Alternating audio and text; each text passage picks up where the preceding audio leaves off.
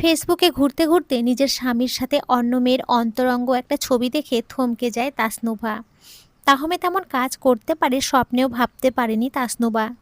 ৩ বছর আগে পারিবারিকভাবে বিয়ে হয়েছিল তাদের, কিন্তু সংসার জীবনে দুইজনের প্রতি দুইজনের সম্মান, বিশ্বাস, ভালোবাসা কোনোটারই কমতি ছিল না।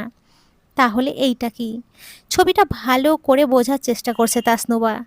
তার মন বারবার বলছে তাহমেদ এমন করতে পারে না। ৩ বছরের বিশ্বাস তো এক নিমিষেই ফিকে হয়ে যেতে পারে না।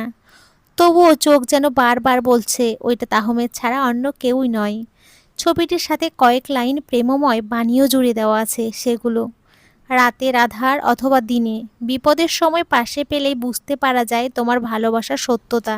নিজের ভালোবাসার মানুষকে বখাটেদের হাত থেকে বাঁচাতে ছুরির আঘাত খেলো এক যুবক। যদি ভালোবাসতেই তবে এমনটাই বাসা উচিত। ছবিটিতে তাহমেদের শার্ট ধরে আছে মেয়েটা, আর তাহমেদ সামনে ৩টা ছেলের সাথে মারামারি করছে বলে মনে হচ্ছে। এমন সুন্দর দৃশ্য দেখেও তাসনুভার অশ্রুগুলো তখন মাটিতে গড়িয়ে পড়তে ব্যস্ত। কপাল বেয়ে উষ্ণ বাড়ির ফোঁটা গড়িয়ে যাওয়া সর্বদা আনন্দের হয় না, কখনো তার হৃদয়ের রক্তক্ষরণের বহিঃপ্রকাশ হয়ে থাকে। তাসনুবার ক্ষেত্রেও এমনটাই। নিজের ভালোবাসার মানুষটা যদি অন্য কারোর হয় তখন কার না কষ্ট হয়। এই ছবিটা একটা মেয়ের আইডিতে দেওয়া। তাসনুবা সময় নষ্ট না করে মেয়েটাকে নক দিল, কিন্তু রিপ্লাই দেওয়ার কোনো নাম গন্ধ নেই। কমেন্ট করলেও মেয়েটা রিপ্লাই দিচ্ছে না। হয়তো ফোনের কাছে নেই, কিন্তু মেয়েটা কি বুঝতে পারছে না তাসনুমা নামে নমনীর সাথে তার কথা বলাটা কতটা প্রয়োজন? তার তো এখন কলিজা ছিঁড়ে যাওয়ার বেদনা অনুভব হচ্ছে। পৃথিবীর কোনো মেয়ে তার স্বামীকে অন্য কারোর সাথে দেখতে পারবে না, তাসনুমাও পারছে না। তাহমেদ এলে হয়তো আজ তার সাথে সকল কিছুর কৈফিয়ত চাইবে, কিন্তু তাহমেদের ফোনটাও বন্ধ। তাসনুমা বারবার কল দিচ্ছে, কিন্তু ওপাশ দিয়ে একটা মেইলি সুর জানান দিচ্ছে ফোনের মালিক তার ফোনটা বন্ধ রেখেছে। রাগে ফোনটা বিছানায় ছুঁড়ে ফেলে তাসনুবা। তাসনুবার কষ্টের সাথে এখন চিন্তাও প্রখরভাবে মস্তিষ্কে হানা দিচ্ছে। তাহলে ঠিক আছে তো?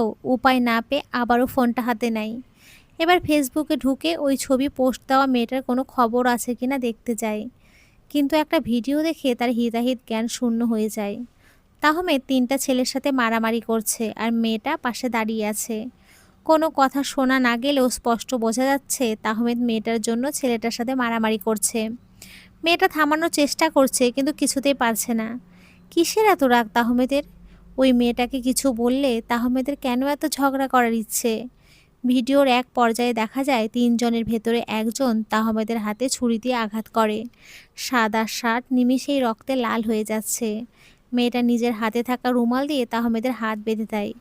এ যেন কোনো সিনেমার বাস্তব চিত্র। কিন্তু ওই মেয়েটার জায়গা তো তাসনুভার। কেন এমনটা হয়ে গেল? শত কষ্টের মাঝেও তাহমেদের জন্য টেনশন হচ্ছে তাসনুবার। নিজের ভালোবাসার মানুষের শরীরে রক্তক্ষরণ কি কেউ দেখতে পারে? হোক না সে বেঈমান, নয়তো বিশ্বাসঘাতক, তবুও যেন তার ক্ষতি চাওয়া যায় না। কিন্তু এত ভালোবাসা থাকার পরেও কেন আজ তাদের মাঝে তৃতীয় কেউ? তাও আজ এইভাবে দেখতে হলো তাসনুবার। তাহমেদ চাইলে কি নিজে বলতে পারতো না? হয়তো সাহস পায়নি বলতে। কিন্তু কিসের সাহস পায়নি সে? যেখানে ভালোবাসার মানুষের বিশ্বাস নষ্ট করা যায়, সেখানে কি করে সাহসের অভাব হয়? বিশ্বাস নষ্ট করতে কি সাহসের প্রয়োজন হয় না? উত্তর খুঁজে পায় না ২৫ বছর বয়সের যুবতী তাসনুবা। ৩ বছরের বিশ্বাস ভালোবাসা ফিকে হওয়ার উত্তর আজ তার জানা নেই। ফেসবুকে সব পোস্টে তাসনুবা জানতে চেয়েছে এটা কোন জায়গায় ঘটনা, কিন্তু কেউ তার প্রশ্নের উত্তর দিচ্ছে না। হয়তো তারা বুঝতে পারছে না এটা তাসনুবার জীবন মরণ প্রশ্ন। মৃত্যু কি শুধু শরীরের হয়? কখনোই না। আত্মার মৃত্যু যে সব থেকে বড় মৃত্যু। শত চিন্তা ও কষ্টের মধ্যে দরজায় কড়া নাড়ার শব্দ পাওয়া যায়। হয়তো তাহমেদ এসছে। এক বুক আশা নিয়ে দরজার দিকে পা বাড়ায় তাসনুবা। হয়তো তাহমেদ বলবে এটা মিথ্যে তাসনুবা, আমি শুধু তোমাকে ভালোবাসি। প্রমাণ চাও তুমি? মৃত্যু তোমার হাত ধরে পাড়ি দিয়ে প্রমাণ করে দেব আমি শুধু তোমায় ভালোবাসি। কিন্তু সব আশা কি সবসময় সত্যি হয়, বাস্তবে রূপ নেয়? কখনোই না। এমনটা হলে তো আজ তাসনুবা দরজা খুলে তার স্বামীর পাশে সেই ছবির মেয়েটিকে দেখতে পেত না সে। হ্যাঁ, দরজা খুলে তাসনুবা তার স্বামীর পাশে ওই মেয়েটাকেই দেখতে পায়। হয়তো কষ্টে জমে পাথরে পরিণত হয়ে গেছে সে। মুখে অস্পষ্ট স্বরে তাহমেদ বলে ডেকে ওঠে একবার।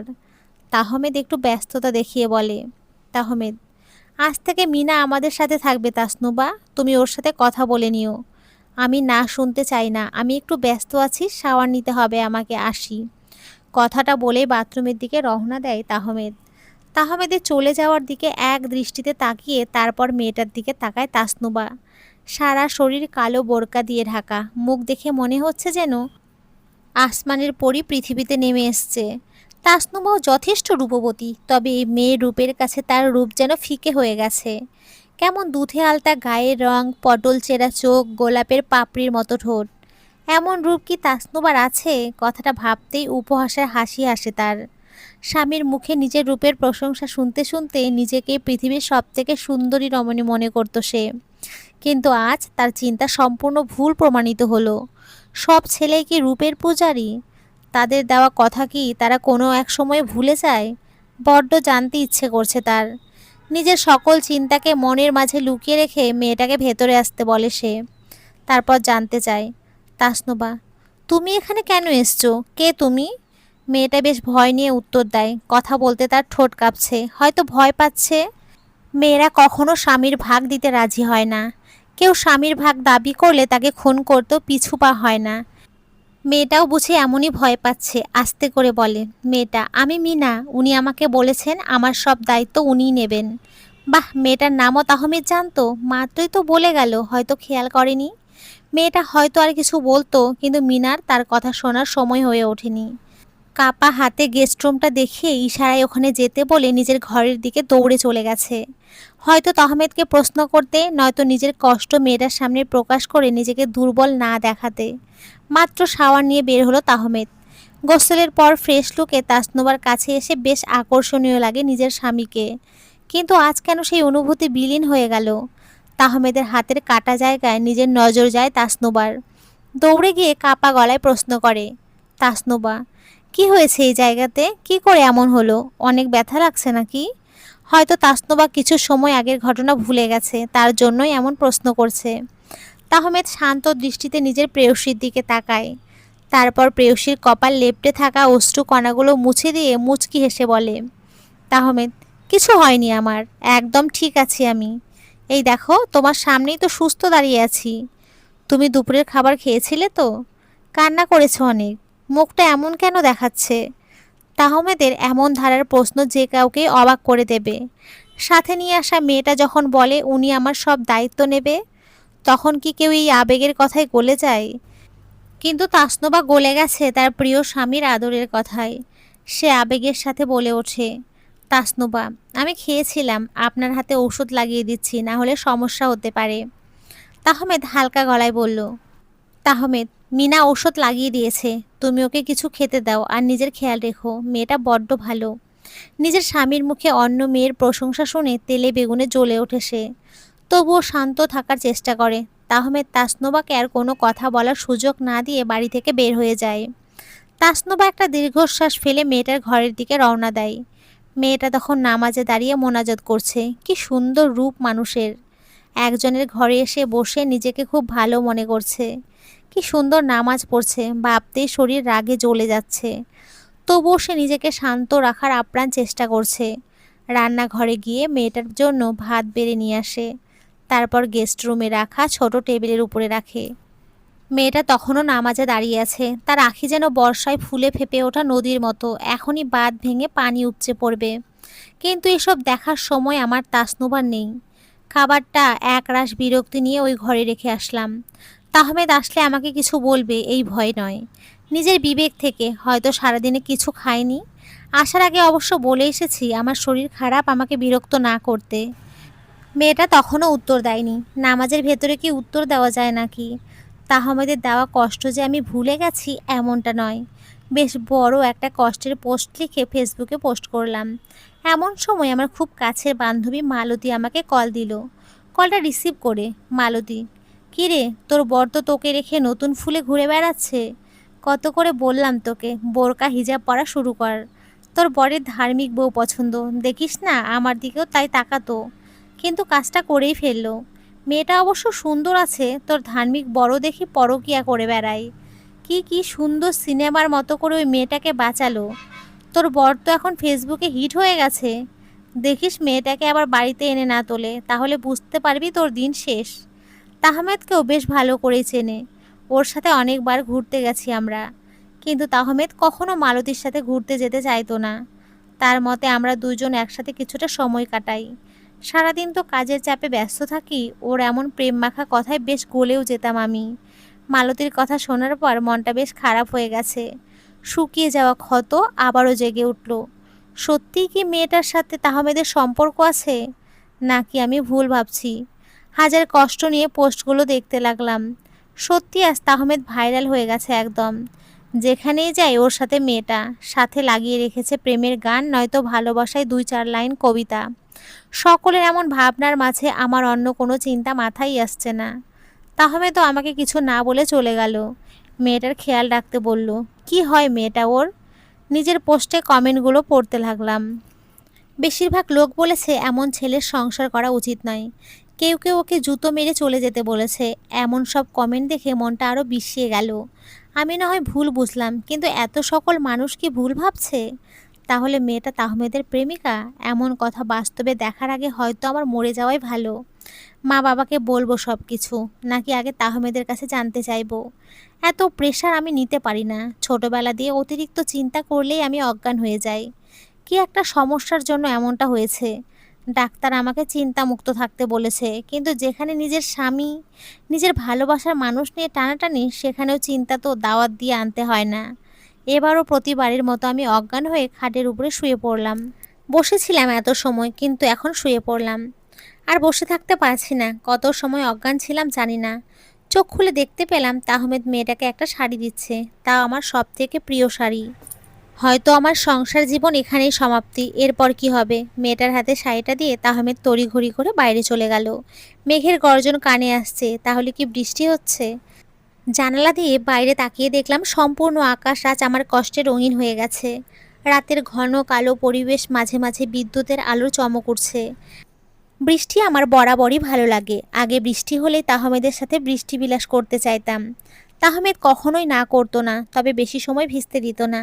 বাহানা করে এড়িয়ে যেত, সোজাভাবে না বলতো না। সেবার বৃষ্টির সময় আমি রান্নাঘরে বসে রান্না করছিলাম।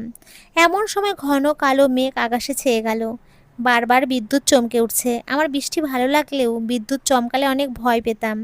রান্নাঘর থেকে বেশ জোরে চিৎকার দিয়ে তাহমেদকে ডাকলাম। তাহমেদ হন্তদন্ত হয়ে দৌড়ে এলো, বেশ ব্যস্ত হয়ে বলল।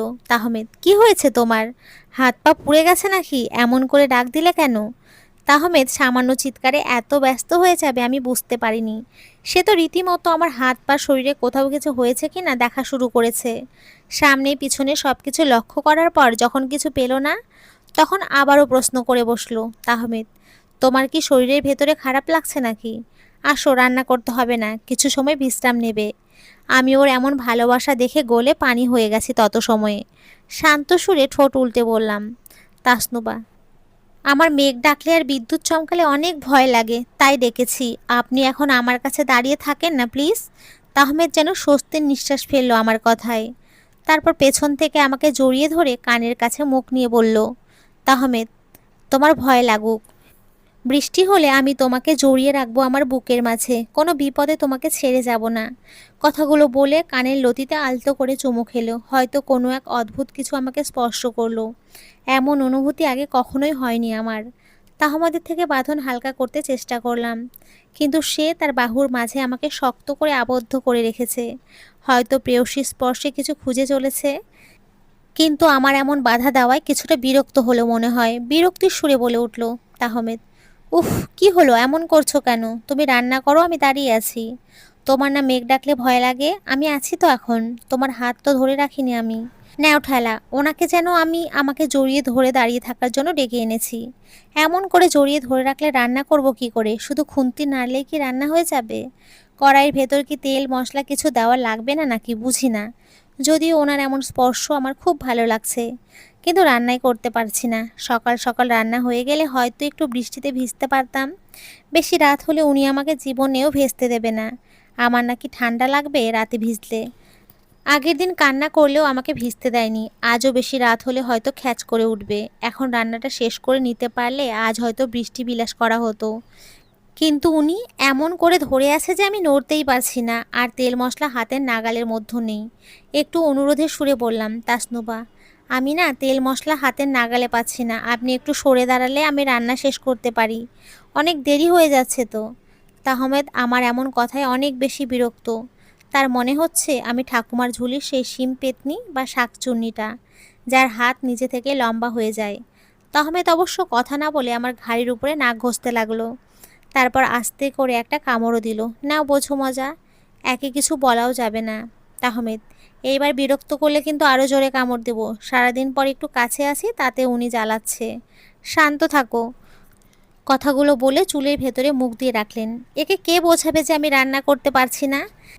কিছু একটা রান্না করতে পারলে আমি একটু বৃষ্টিতে ভিজবার চাইতাম ওনার কাছে, কিন্তু না, তিনি তো তাহার কাজেই মহাব্যস্ত। যেন কোনো রাজ্য জয় করতে নেমেছে। কেউ বিরক্তি করলে বা 5 মিনিট সরে দাঁড়ালে যুদ্ধে ময়দান অন্য কেউ দখল করে নিয়ে যাবে। এইবার আর ভনিতা না করে বললাম, তাসনুবা, আমি রান্নার জিনিসপত্র হাতে পাচ্ছি না, আপনি রান্না করেন তাহলে। আমি কি পেতনি বা শাকচুনি নাকি যে হাত এত লম্বা হয়ে যাবে আমার? তাহমেদ আমার কথা শুনে মুচকি হাসলো, তারপর আমাকে নিজের দিকে ঘুরিয়ে কোমর জড়িয়ে নিজের সাথে মিশিয়ে রাখলো। যে কোনো স্ত্রীর কাছে তার স্বামীর এমন ছোঁয়া সব কিছু হয়ে থাকবে। তাসনুবাও এমন কিছু নয়। মুখে হয়তো সরে যেতে বলছে বা রান্না করবে, কিন্তু এখন তাহমেদ চলে গেলে তাসনুমা মুখ ফুলিয়েই বসে থাকবে। এটাই হয়তো মেয়েদের ধর্ম। তাহমেদ গভীর দৃষ্টিতে তাসনুবার দিকে তাকিয়ে আছে, যেখানে শুধু পবিত্রতাময় পরিপূর্ণ। প্রেমিকার সাথে এমনভাবে থাকলে হয়তো এত তৃপ্তি হয় না। হারামভাবে কোনো কাজে সফলতা আসে না। হয়তো মিথ্যা অনুভূতি হয়, যা সামান্য আর নোংরামিতে পরিপূর্ণ। তাসনুবার ভাবনার মাঝে তাহমেদ আবার বলে ওঠে, তাহমেদ, কি হলো? তোমার বৃষ্টিতে ভিজতে ইচ্ছে করছে বলে আমাকে যেতে বলছো? আমার থেকে বৃষ্টির স্পর্শ কি তোমার বেশি প্রিয় নাকি প্রেয়সী আমার? ওনার এমন কথায় বেশ ভড়কে গেলাম আমি। উনি কি করে বুঝলো যে আমার বৃষ্টিতে ভিজতে ইচ্ছে করছে? তবে উনি কি বৃষ্টিকে হিংসে করছে নাকি? হি হি। আমার এমন হাসিতে উনি মুগ্ধ হয়ে তাকিয়েছেন। কিছু সময় দেখার পর আমার গলায় মুখ ডুবিয়ে দিলেন। না, ওনাকে আজ রোমান্টিক ভূতে পেয়েছে। গলায় নাক ঘষাঘষি করছে, আমি সুরসুরিতে লাফাচ্ছি। কি করব তাছাড়া? আমার ছোটবেলা থেকে অনেক সুরসুরি।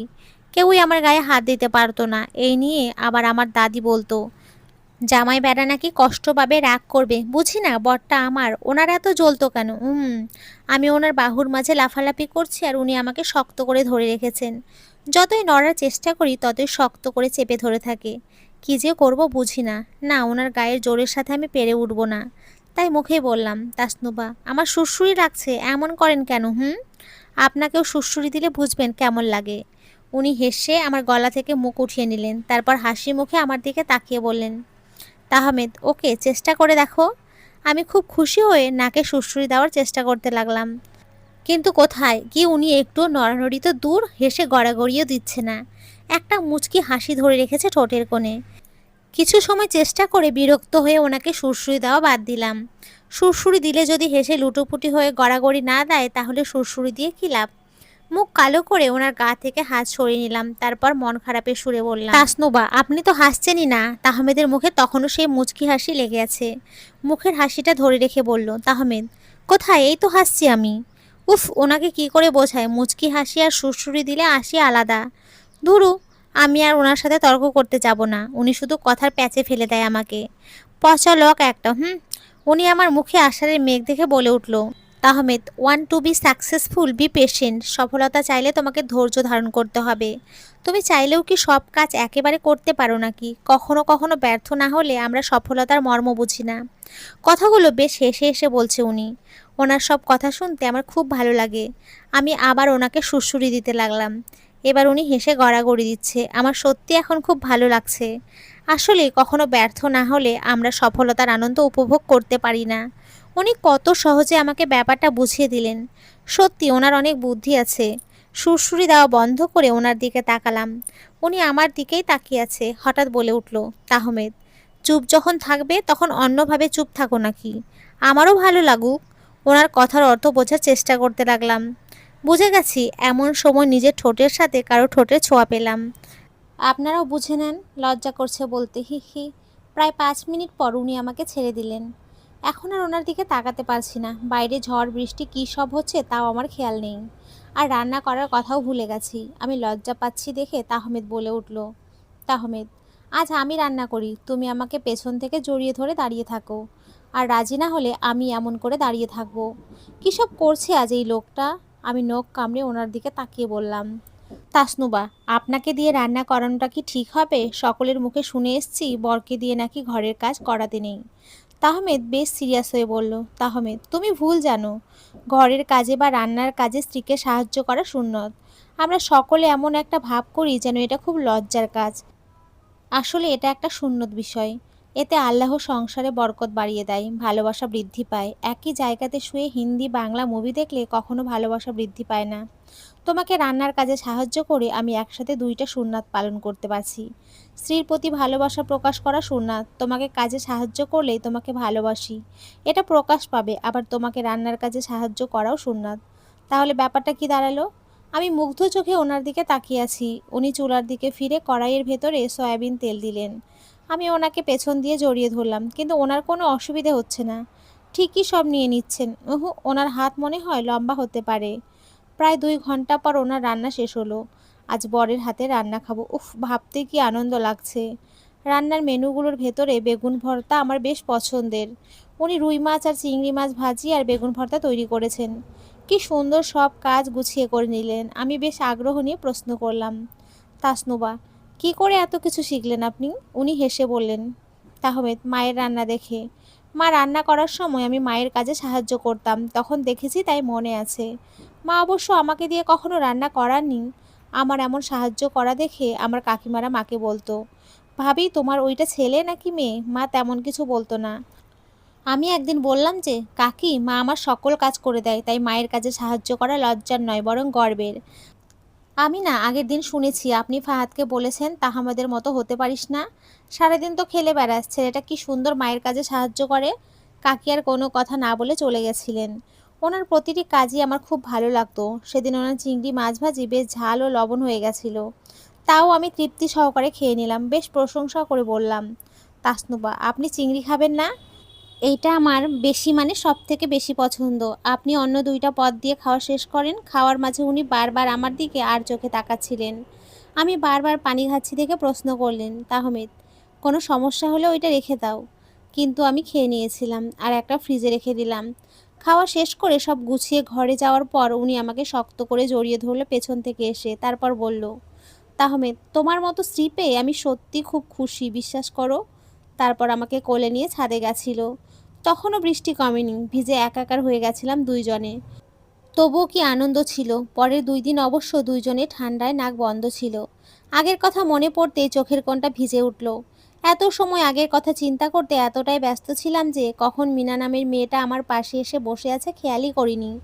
মেয়েটা বেশ ভীতু গলায় বলল, মিনা, আপু, উনি আপনাকে এই শাড়িটা পরিয়ে দিতে বলল। আপনি নাকি অসুস্থ, উনি ডাক্তার ডাকতে গেছে। মানে বৃষ্টিতে উনি আটকে গেছে, মানে ডাক্তার আটকে গেছে, তাই তাকে ছাতা নিয়ে আনতে গেছে। আপনার শরীর এখন কেমন আছে? মেয়েটার এমন কথায় আমি বেশ অবাক হলাম। তারপর প্রশ্ন করে বসলাম, তাসনুবা, তাহমেদ তোমাকে কেন আমাকে শাড়ি পরাতে বলবে? চাইলে তো নিজেই পরাতে পারতো। আমার কেন জানি মনে হচ্ছে মেয়েটা আমাকে রাগাতে এসব কথা বলছে, আমি যাতে চিৎকার করে লোকজন জড়ো করে না ফেলি। এখানে সকলে তাহমেদকে খুব ভালো জানে, ও হয়তো সম্মানটা হারাতে চায় না, তাই ওর প্রেমিকাকে মিথ্যা বলতে বলেছে। মেয়েটা শান্ত গলায় বলল, মিনা, উনি নিজেই পড়াতে চেয়েছিলেন, কিন্তু ডাক্তার সাহেব কল দিলেন, তাই আমার হাতে ধরিয়ে দিয়ে চলে গেলেন। আপনার শাড়িটা বেশ ভিজে আছে। এত সময় খেয়াল করলাম আমার শাড়ি প্রায় জায়গাতে ভিজে ভিজে। চোখের নাকের পানি আর ঘামে সব ভিজে গেছে। অজ্ঞান হয়ে গেলাম, আমার সারা শরীর ঘামে ভিজে যায়। মেয়েটার কথা আমার একটুও বিশ্বাস হয়নি, বরং তাহমেদকে উনি বলাতে রাগ হচ্ছে। উনি উনি করার কি আছে? প্রেমিক না হলে তো ভাইয়াই বলতে পারতো। আমার মাথায় এটা ঢুকে গেছে যে ওরা প্রেমিক প্রেমিকা। তার মূল কারণ হলো ওই ফেসবুকের পোস্ট আর ভিডিওগুলো। মানুষ খুব সুন্দর যুক্তি দিয়ে বুঝিয়েছে ওরা প্রেমিক প্রেমিকা, আর তার সরাসরি প্রভাব আমার উপরে পড়ছে। আজ যারা তাহমেদকে সত্যিকারের প্রেমিক বলছে, ততরা যদি আসল সত্যি জানতো, তাহলে ওকে বাহবার বদলে ছি ছি করতো। মেয়েটার হাত দিয়ে শাড়িটা নিয়ে নিজেই পরে নিলাম। এমন সময় তাহমেদ ডাক্তারবাবুকে সাথে নিয়ে আসলে বেচারা ভিজে একদম একাকার হয়ে গেছে।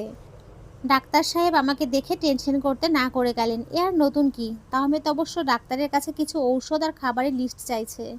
মনে হয় আমাকে ঔষধের নামে বিষ খাইয়ে মারবে। ডাক্তার চলে গেলে আমি তাহমেদকে ডেকে প্রশ্ন করলাম, তানসুবা, তোমার সাথে কিছু কথা আছে আমার। তাহমেদ বেশ রাগী গলায় বলল, তাহমেদ, এখন কোনো কথা নেই, আমি মনিরাকে ডেকে নিয়েছি মিনার খেয়াল রাখার জন্য, তুমি চুপচাপ বিশ্রাম করো। ওর কথা শুনে আমার আর কিচ্ছু বলতে ইচ্ছে করলো না। হয়তো সুস্থ থাকলে এখন যুদ্ধ বাঁধিয়ে দিতাম, কিন্তু শরীর তো আর আমার কথাই চলে না। কথা বলার শক্তি এখন আমার শরীরে নেই। অসুস্থ আমি আর তাহমেদ মিনার খেয়াল রাখতে মনিরাকে ডেকেছে। মনিরা আমার ননদ, মানে তাহমেদের বোন। পড়ার সূত্রে ও আর আমার শাশুড়ি আলাদা থাকে। মনিরা একা থাকতে পারে না, তাই আস্তে আস্তে সব জানতে পারবেন যে মনীষাটাকে আমি আমার সবটা দিয়ে ভালোবাসতাম। আজ তার জন্য ঘৃণা ছাড়ার কিছুই অবশিষ্ট নেই। একটু সুস্থ হলেই আমি ওর থেকে চলে যাব।